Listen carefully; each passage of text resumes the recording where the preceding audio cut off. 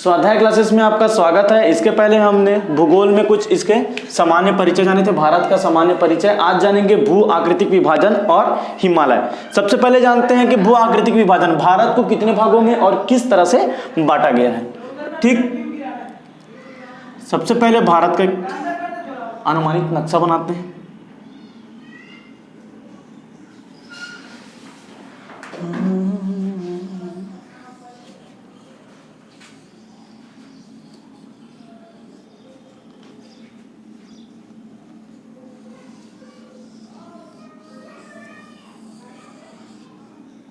ये थोड़ा लगभग ठीक। अब भारत के भू आकृतिक भागों को मुख्यतः 6 भागों में बांटा गया है। सबसे पहले बांटा गया है उत्तरी व उत्तर पूर्वी हिमालय।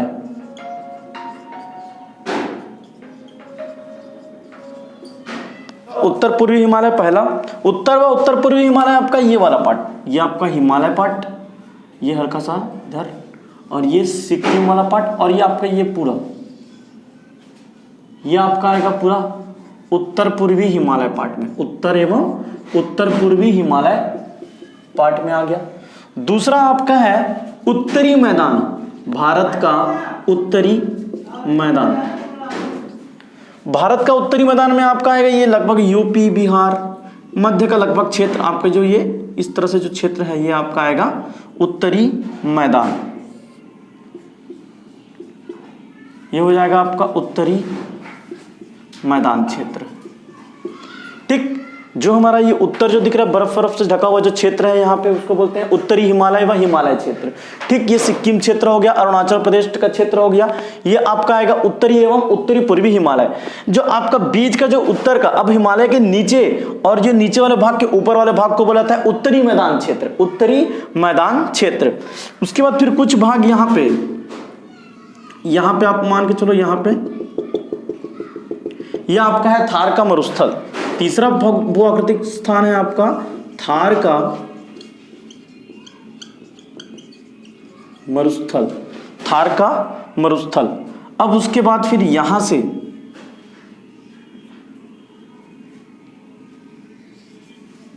ये वाला जो पार्ट है ये पूरा ये आपका ये आपको इसको मैं दर्शा सकता हूं इस तरह से।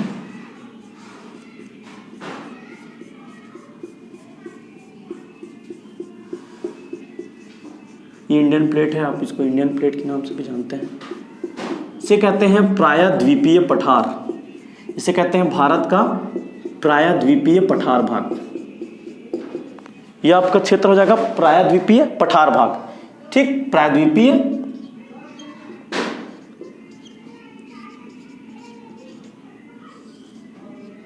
पठार। ठीक, यह आपका प्रायद्वीपीय पठार हो गया।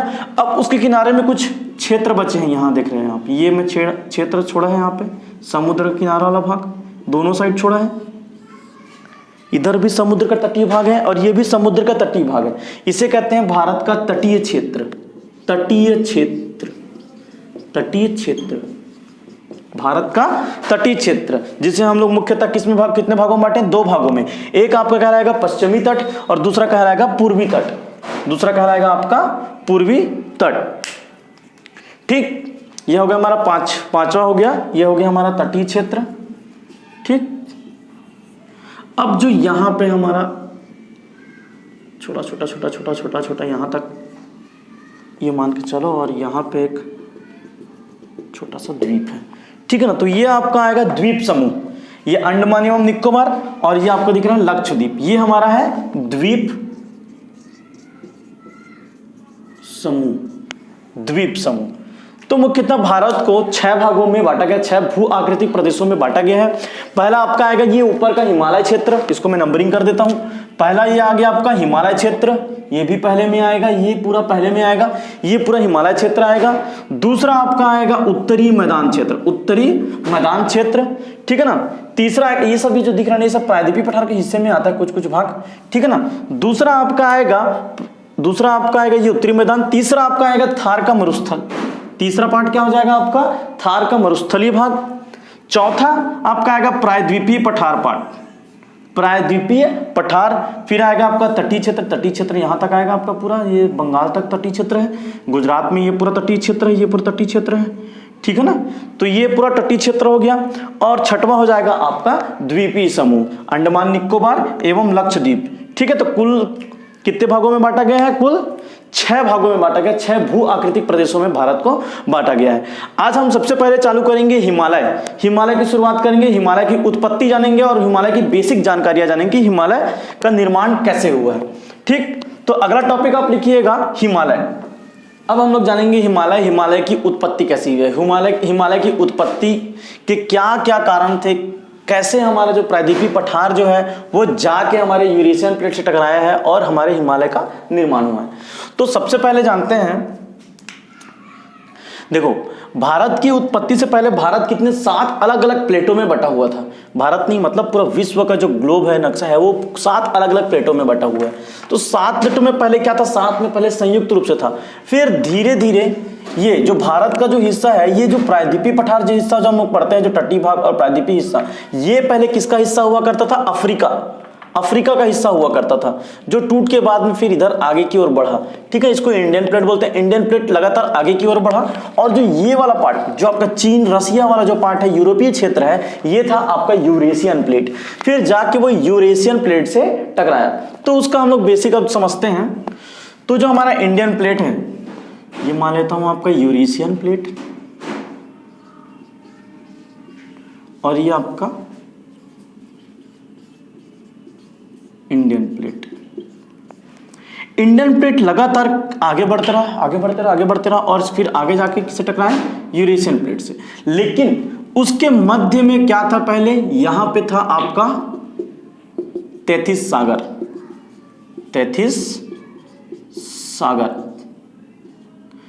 सी बोल देता हूं, तैथिस सागर।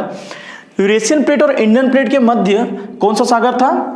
तैथिस सागर था। ये सिद्धांत 2 लोगों ने दिया है। एक दिया था आपका कोबर का भूसन्नति सिद्धांत, कोबर ने अलग सिद्धांत दिया था, और एक हेरहेंस। 2 लोगों ने अपना अपना मत रखा है, दोनों का हम लोग मानते हैं, लेकिन कोबर का ज्यादातर सटीक माना जाता है, ठीक है ना। लेकिन हेरहेंस का भी सही है। तो कोबर का कहना था कि जो ये इंडियन प्लेट है, ये अपना इंडियन प्लेट मान लो इसको, और ये यूरेशियन प्लेट। तो इंडियन प्लेट से आने वाली नदियां लगातार ये तैथिस सागर में अपनी मिट्टियां गिराने लगी। सभी तरफ से आने वाले सागर अपनी मिट्टियां किस में गिराने लगी? तैथिस सागर में। और यूरेशियन प्लेट से आने वाली नदियां किस में गिराने लगी? तैथिस सागर में। तो लगातार नदियों के बहाव से, क्षरण से, पत्थरों के कटने से वहां पे मिट्टियां आकर तैथिस सागर में जमने लगी और ये धीरे धीरे आगे बढ़ने लगा। अब ये जो एरिया था, ये जो तैथिस सागर था, वो अवसादी चट्टानों से भर गया। धीरे धीरे क्या हो गया? वो अवसादी चट्टानों से भर गया। और धीरे धीरे अवसादी चट्टानों के भरने से जब इंडियन प्लेट उसकी ओर बढ़ने लगा, तो ये अवसादी चट्टानें धीरे धीरे ऊपर उठने लगी। और जो ये चट्टानें धीरे धीरे ऊपर उठी, तो यही क्या कहलाया बाद में? हिमालय पर्वत या हिमालय पर्वत श्रेणी। यह सिद्धांत दिया था कोबर ने। कोबर के बाद एक हेरहेंस थे, हेरहेंस ने भी यही सिद्धांत दिया था। लेकिन जो कोबर बोलते थे कि जो ऊपर वाला जो हिस्सा है, जो ये सिद्धांत के अनुसार जो अवसादी चट्टाने का जो समतल पार्ट था, वो धीरे धीरे क्या हुआ? ऊपर उठा और तिब्बत के मैदान का निर्माण किया। जो आज तिब्बत क्षेत्र है, तिब्बत का मैदानी क्षेत्र है, वो यहीं से उठ के ऊपर गया है, ठीक है ना। ये तो था आपका कोबर का सिद्धांत। अब आपका हेरहेंस ने सिद्धांत दिया था। हेरहेंस के अनुसार पूरा विश्व 6 अलग अलग टेक्टोनिक प्लेटों में, अलग अलग प्लेटों में बटा हुआ था। टेक्टोनिक प्लेट का सिद्धांत दिया था आपके हेरहेंस ने। टेक्टोनिक प्लेट का सिद्धांत दिया था हेरहेंस ने। जो टेक्टोनिक प्लेट के अनुसार जो ये लगातार क्या हुआ, उन्होंने भी माना है कि बीच में तैथिस सागर था। तैथिस सागर से लगातार बढ़ते गया और यहाँ पे जो अब इनका भी कहना वही था कि मिट्टियां लाकर इसमें भरने लगी। हाँ, लेकिन क्या हुआ? लगातार आगे बढ़ने से इसमें आया वलन मतलब कोई भी चीज लगातार आगे बढ़ता है। जैसे कि मैं 2 चीज आगे बढ़ रहा है, तो 2 के बीच में अचानक से मुड़ना, या फिर कोई भी चीज आगे बढ़ने के बाद कुछ क्षेत्र के बाद टकरा के ऊपर की ओर उठता है, ठीक है ना। तो जो हिमालय क्षेत्र है वो धीरे धीरे क्या हुआ? ऊपर की ओर उठा। ये जैसे कि मान लो आपका हिमालय यूरेशियन प्लेट है, या आपका इंडियन प्लेट है। जब इंडियन प्लेट यूरेशियन प्लेट की हुआ, तो फिर ये टकराया, तो हल्का सा क्या हुआ? ऊपर की ओर उठा। तो ये जो ऊपर का जो उठा हुआ पार्ट है, ये क्या कहलाया आपका? हिमालय। जो आज भी उड़ रहा है। कुछ दिन पहले हमने करंट अफेयर्स में पढ़ा है कि हिमालय की ऊंचाई में कुछ सेंटीमीटर की बढ़ोतरी हुई है। तो किस कारण से बढ़ोतरी हुई है? क्योंकि जो इंडियन प्लेट है वो लगातार क्या हो रहा है, बढ़ते जा रहा है, लगातार आगे बढ़ते जा रहा है। आज भी हमारा जो इंडियन प्लेट है वो क्या हो रहा है, आगे बढ़ रहा है यूरेशियन प्लेट की ओर। इसी कारण से जब ये हिमालय पर्वत की ऊंचाई या फिर उसका बोल सकते हैं हाइट लगातार बढ़ते जा रहा है। ठीक, ये तो हो गया आपका हिमालय की उत्पत्ति। अब हिमालय की बेसिक जानकारी जानते हैं। हिमालय को कितने भागों में बांटा गया है? हिमालय की लंबाई क्या है? यह उत्तर पूर्वी भाग में सबसे लंबी श्रेणी है। हिमालय पर्वत श्रेणी उत्तर पूर्वी क्षेत्र की सबसे लंबी श्रेणी है। ठीक,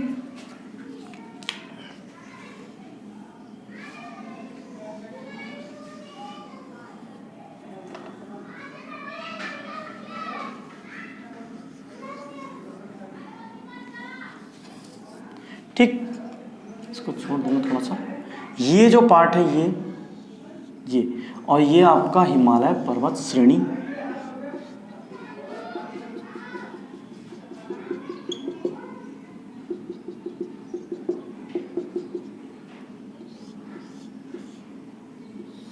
तीन अलग अलग पार्ट है हिमालय के। हिमालय को मुख्यतः 3 भागों में बांटा गया है।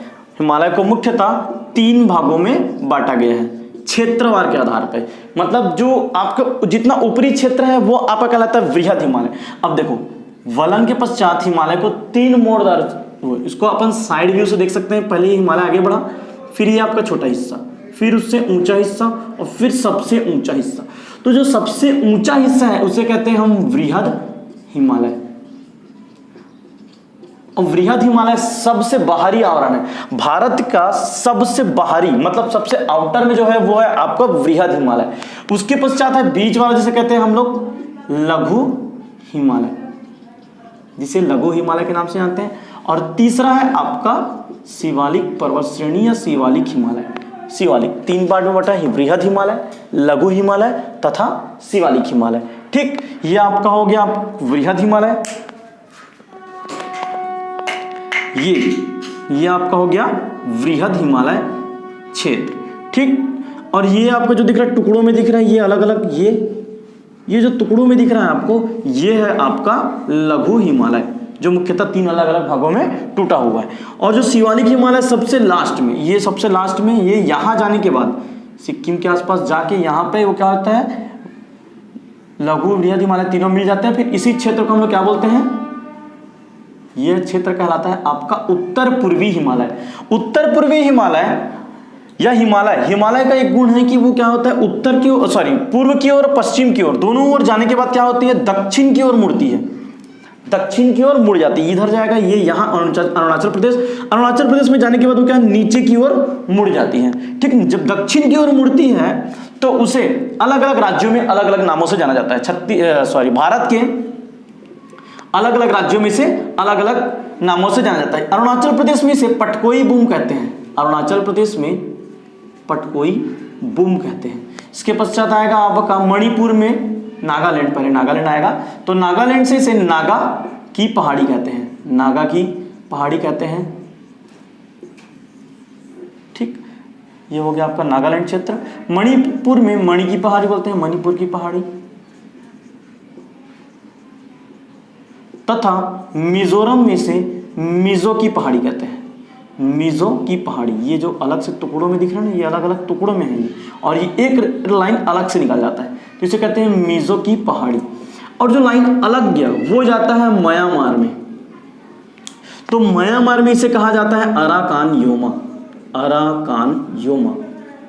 ठीक, हिमालय पर्वत श्रेणी जो म्यांमार में जाकर पहले टुकड़ों में इंडिया में, भारत में अलग अलग क्षेत्रों में बढ़ती से अलग अलग नामों से जाना जाता है। उसके पश्चात वो आगे बढ़कर म्यांमार में जाती है। म्यांमार में उसे अराकान योमा के नाम से जाना जाता है। ठीक, अब इधर भी आपको दक्षिण की ओर दिख रहा है मुड़ा हुआ। पाकिस्तान में इसे सुलेमान पर्वत श्रेणी कहते हैं। पाकिस्तान में इसे सुलेमान पर्वत श्रेणी कहते हैं। ठीक, और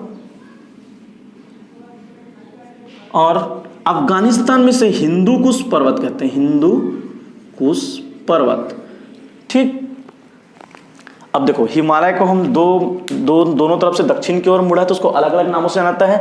अफगानिस्तान में हिंदू कुश पर्वत श्रेणी कहा जाता है, तो वहीं पाकिस्तान में सुलेमान पर्वत श्रेणी कहा जाता है। ये तो हो गया हमारा नॉर्मली विभाजन, ठीक है ना। अब इसकी लंबाई या विस्तार बोलेंगे, अगर भारत में हिमालय पर्वत श्रेणी की विस्तार बोलेंगे तो लगभग आप इसको मान सकते हैं कि 2500 किलोमीटर तक का इसका लंबाई है या विस्तार है। लंबाई बोले 2500, मतलब लंबाई कितना है 2500 किलोमीटर इसकी लंबाई है, ठीक। वृहद हिमालय, लघु हिमालय और शिवालिक हिमालय से पहले एक पार्ट पड़ता है जिसे कहते हैं हम लोग पार हिमालय। एक और भाग है इसका, चौथा भाग है जिसे कहते हैं पार हिमालय, ठीक।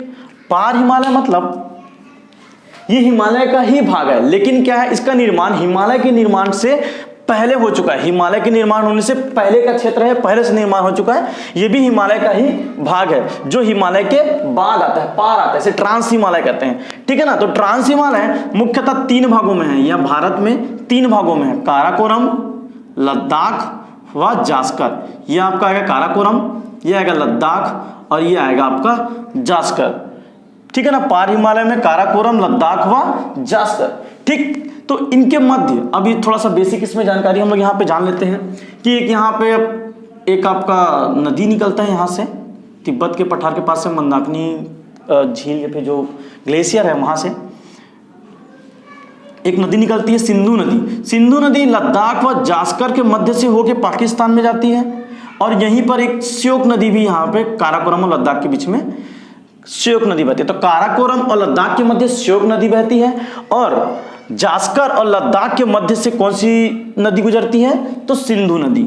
सिंधु नदी कहां से गुजरती है, लद्दाख व जास्कर पर्वत श्रेणी के मध्य से गुजरती है। तो कभी कभी प्रश्न पूछता है कि लेह किस ओर है, सिंधु नदी के किस तट पे है, तो याद रखना ये लद्दाख के जस्ट पहले पड़ता है आपका लेह। तो जो लेह है वह जास्कर पर्वत श्रेणी के सिंधु नदी के दाहिने छोर पे है, ठीक, दाहिने छोर पे है। ये हो गया आपका पार हिमालय। पार हिमालय में यहाँ पे आपको 4-5 ग्लेशियर है जिसको पढ़ेंगे हम। इसमें भी एक राकापोसी ग्लेशियर है, यहाँ पे एक राकापोसी ग्लेशियर है। किसमें, लद्दाख में एक राकापोसी ग्लेशियर है जो सबसे तीव्र ढलान वाला, राकापोसी चोटी है, राकापोसी चोटी है जो सबसे तीव्र ढलान वाला चोटी है, ठीक। यहाँ पे सियाचिन ग्लेशियर आएगा, हिस्पर वियाफो, बाल्टोरा हिस्पर वियाफो सियाचिन ग्लेशियर है इसमें काराकोरम में। और काराकोरम क्षेत्र है जिसमें केटू जिसे गार्डविन आस्टिन कहते हैं, गार्डविन आस्टिन।